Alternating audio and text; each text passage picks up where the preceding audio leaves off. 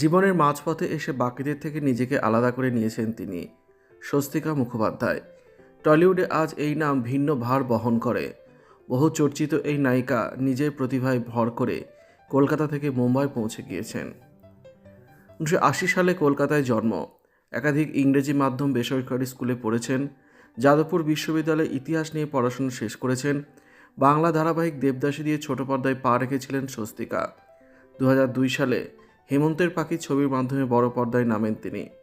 1998 সালে 18 বছর বয়সে রবীন্দ্রসঙ্গীত শিল্পী প্রয়াত সাগর সেনের ছেলে প্রমিত সেনের সঙ্গে 4 হাত এক হয় সন্তু মুখোপাধ্যায় মেয়ে স্বস্তিকা।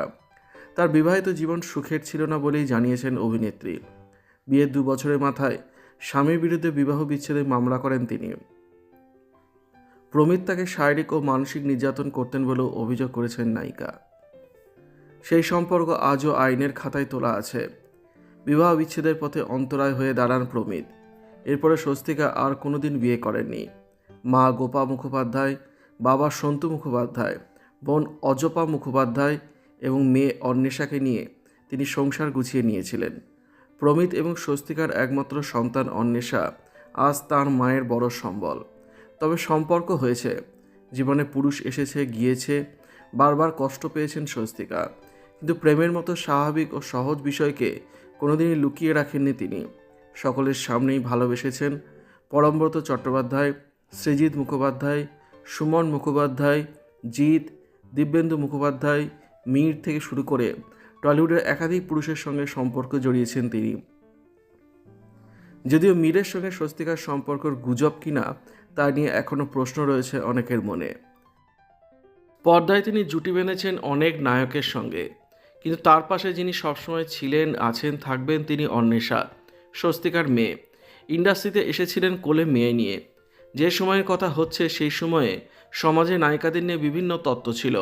অভিনেত্রীদের বিয়ে হয়ে যাওয়া মানে বয়স বেড়ে যাওয়া, সন্তান হয়ে গেলে তো আর কথাই নেই। স্বস্তিকা চিরকালই ছক ভাঙা, তাই এই তত্ত্বের ধার ধারেননি তিনি। সকলের সামনে মেয়েকে নিয়ে এসেছেন, মেয়ের সঙ্গেই বড় হয়েছেন যেন। আজ মেয়ের বয়স 21, মা 41। অসমবয়সী দুই বন্ধুর বিভিন্ন মুহূর্তের ছবি বারবার নেট মাধ্যমে ভেসে ওঠে। কাজের বিষয় ছাড়া নিজের প্রচারে বিশ্বাসী নন স্বস্তিকা। নেট মাধ্যমে ব্যবহার করেন ছবি, ওয়েব সিরিজ প্রচারের জন্য। মাঝে মধ্যে পরিবার বন্ধুবান্ধবদের সঙ্গেও ছবি দেন, কিন্তু অতিমারি গ্রাস করার পর থেকে ফেসবুক, ইনস্টাগ্রাম, টুইটার মানুষকে সেবা করার অস্ত্র হিসেবে উঠে এলো তাঁর কাছে। শুধু মানুষ নন, কুকুর বিড়ালকে বাঁচানোর জন্য বারবার সাহায্যের হাত বাড়িয়েছেন স্বস্তিকা। রাজনৈতিক দলে যোগ দিয়ে রাজনীতি করতে হয়নি তাকে। ব্যক্তিগত রাজনীতি তাকে জীবনে এগিয়ে যেতে সাহায্য করেছে। ডাক কম পাননি তিনি। রাজনৈতিক মঞ্চে মুখ দেখালে ছবির সুযোগ পাওয়া যাবে, এই ধরনের হাতছানি এড়িয়ে গিয়েছেন বারবার।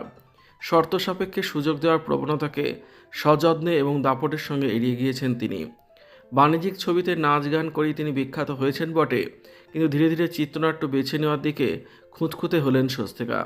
একদিকে যেমন তার ঝুলিতে রয়েছে মস্তান, ক্রান্তি, সাথীহারার মতো ছবি, অন্যদিকে রয়েছে 033, ভূতের ভবিষ্যৎ, আমি আর আমার গার্লফ্রেন্ডস, জাতিস্বর, তবে তাই হোক। অভিনয় ক্ষমতার জেরে আরব সাগরের পাড়ে পৌঁছে গিয়েছেন তিনি। মুম্বাই নগরীতে প্রয়াত অভিনেতা সুশান্ত সিং রাজপুতের সঙ্গে ডিটেকটিভ ব্যোমকেশ বক্সী, দিল বেচারা থেকে শুরু করে Hindi web series black widow, পাতাল লোকে কাজ করেছেন তিনি।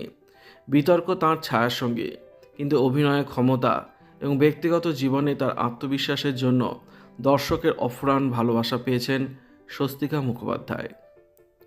ভিডিওটি ভালো লাগলে লাইক করবেন, শেয়ার করবেন, কমেন্ট করে আপনার মতামত জানাবেন আর অবশ্যই চ্যানেলটি সাবস্ক্রাইব করবেন।